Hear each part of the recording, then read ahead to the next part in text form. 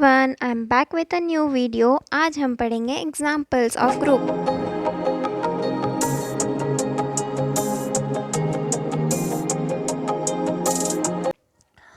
Integers and natural number, इन दोनों के लिए हम लोग देखने वाले हैं ग्रुप बनते हैं या नहीं बनते हैं। तो लेट्स चेक। तो सबसे पहली प्रॉपर्टी क्या थी हमारी? कैद इन। कैद इन याद है आपको? तो कैद यानी कि सबसे पहले आपको चेक करना है क्लोजर प्रॉपर्टी, यानी कि कोई भी दो एलिमेंट्स आप जो ले रहे हो तो सबसे पहले आपको लिख देना है क्लोजर। अगर आपके रिटर्न एग्ज़ाम होती है आपको फुल लिखना होगा, तो फिर ऐसे पहले आपको लिखना चाहिए क्लोजर प्रॉपर्टी। ठीक है, तो ज़्यादा टाइम वेस्ट ना हो इसलिए मैंने आपको पहले चारों प्रॉपर्टीज़ के नेम लिख दिए हैं। आपको याद रखने की टेक्निक भी दे दी है, कैद इन। तो सबसे पहली थी क्लोजर प्रॉपर्टी। तो क्लोजर प्रॉपर्टी की बात करते हैं। उसमें हम क्या कहते थे कि कोई भी दो एलिमेंट जो आपका सेट है, पहला सम हम लोग सॉल्व कर रहे हैं सेट ऑफ इंटीजर्स के लिए अंडर ऑपरेशन एडिशन। तो कोई भी दो एलिमेंट z के यानी कि सेट ऑफ इंटीजर्स के लेते हो, यानी कि आप पहले ये भी हमने स्कूल में पढ़ाई है कि हम कोई भी दो इंटीजर्स को लेते हैं और दोनों पे एडिशन अप्लाई करो। तो कोई भी दो इंटीजर ले लो, देखो -9 लिया और +10 लिया, ठीक है। उन दोनों के बीच में ऑपरेशन एडिशन का लगाना है आपको। तो ये दोनों इंटीजर्स मिल गए आपको, दोनों ही इंटीजर हैं। तो इन दोनों का जो एडिशन होगा वो क्या होगा? +1। और +1 हमेशा z के अंदर आएगा, यानी कि तो जैसे हमने देखा कि कोई भी दो एलिमेंट्स आपने लिए सेट ऑफ इंटीजर्स में से और उनका एडिशन भी सेट ऑफ इंटीजर के अंदर ही आया, यानी कि एडिशन के लिए आप कह सकते हैं कि कोई भी दो एलिमेंट्स आप इंटीजर्स के सेट में से ले, कोई भी दो एलिमेंट्स आप ले सकते हो। ऐसा नहीं है कि यही दो एलिमेंट्स के लिए कोई भी एलिमेंट्स आप उठा लो, लेकिन सेट ऑफ इंटीजर्स के ही एलिमेंट्स लो, ठीक है। तो वही यहाँ पे लिखा है हमने मैथमेटिकल फॉर्म में कि कोई भी दो एलिमेंट फॉर एवरी ए और बी, z के एलिमेंट्स, आप जब a + b करते हो तो उसका जो भी आंसर आपको मिलता है वो भी हमेशा आपको z के अंदर ही मिलता है, यानी कि क्लोजर प्रॉपर्टी इज सेटिस्फाइड, यानी कि z is closed under addition. ठीक है, तो पहली प्रॉपर्टी तो सेटिस्फाई हो गई यहाँ पे। अब दूसरी प्रॉपर्टीज़ की बात करते हैं। सेकंड प्रॉपर्टी आपकी थी कैद में ए।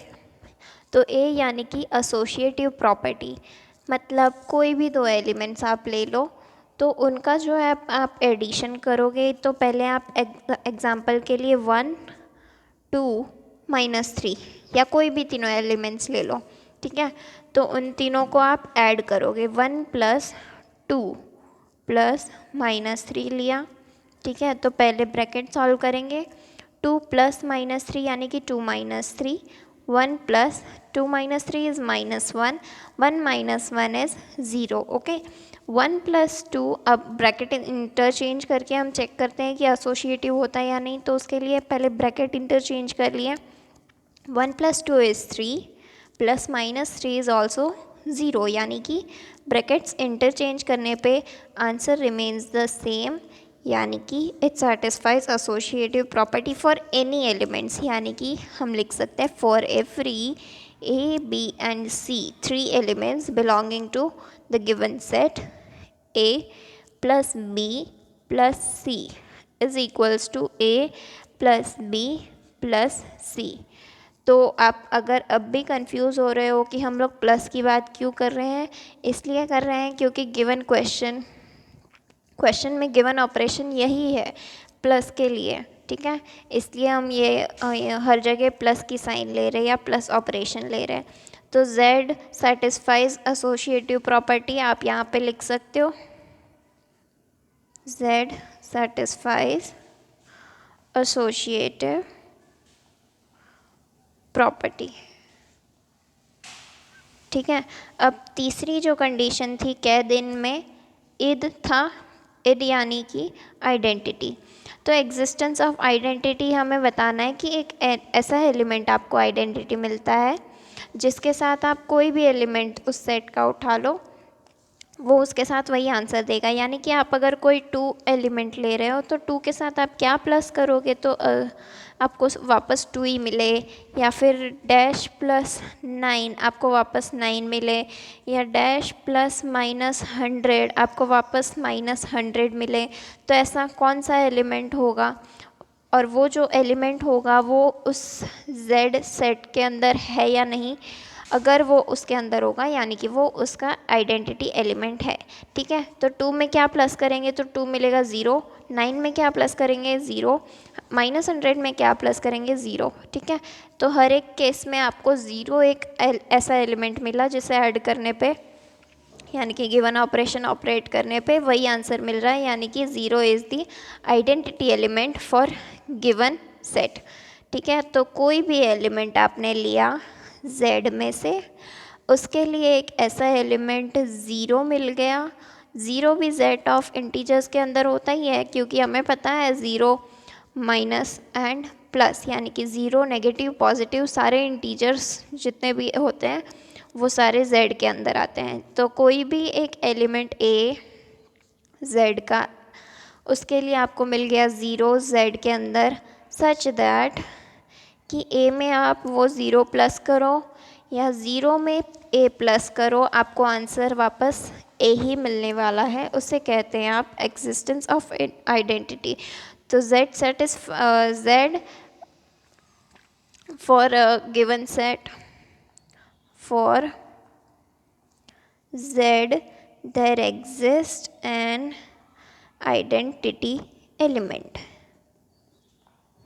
ठीक है, तो तीसरी प्रॉपर्टी भी सेटिस्फाई हो गई। लास्ट प्रॉपर्टी इन्वर्स प्रॉपर्टी आप चेक कर लो, इन्वर्स प्रॉपर्टी सेटिस्फाई होती है या नहीं होती है।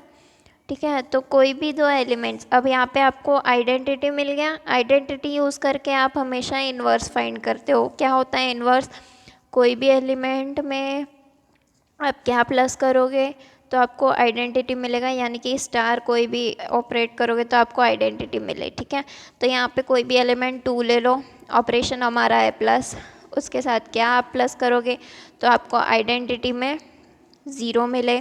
तो 2 में क्या प्लस करेंगे -2, 8 में क्या प्लस करेंगे +8, और ये एलिमेंट जो मिल रहे हैं वो भी उस सेट के अंदर है ही। ठीक है, तो 2 के लिए आपका इन्वर्स था -2, -8 के लिए आपका इन्वर्स था 8, और वो 8 भी उसके अंदर है सेट के अंदर। यानी कि कोई भी एलिमेंट a z के अंदर का एलिमेंट लिया, उसके लिए एक ऐसा एलिमेंट एग्जिस्ट करता है b, सच दैट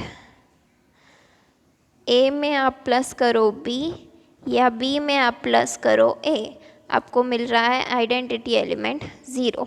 ठीक है, यानी कि for z there exist inverse of each element.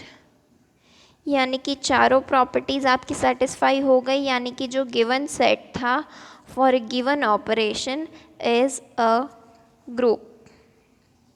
ठीक है, और अगर ऐसा होता कि यहाँ पे सारी कंडीशन सेटिस्फाई नहीं होती, अगर सिर्फ ये कंडीशन सेटिस्फाई होती तो वो ग्रुपॉइड होता, अगर क्लोजर प्लस एसोसिएटिव सेटिस्फाई होती तो वो सेमी ग्रुप होता, सिर्फ आइडेंटिटी तक कंडीशन सेटिस्फाई होती यानी कि वो क्या होता आपका मोनोइड, एंड सारी कंडीशन यहाँ पे सेटिस्फाई हो रही है यानी कि वो है ग्रुप। अब एक लास्ट प्रॉपर्टी बचती है, अगर आपको अबेलियन ग्रुप चेक करना हो तो वो भी आप चेक कर सकते हो। कैसे, अबेलियन ग्रुप क्या होता है, सिर्फ एक कम्यूटेटिव प्रॉपर्टी, इन सब को चेक करने के बाद कम्यूटेटिव प्रॉपर्टी चेक करनी है, उसे कहते हैं आप अबेलियन ग्रुप।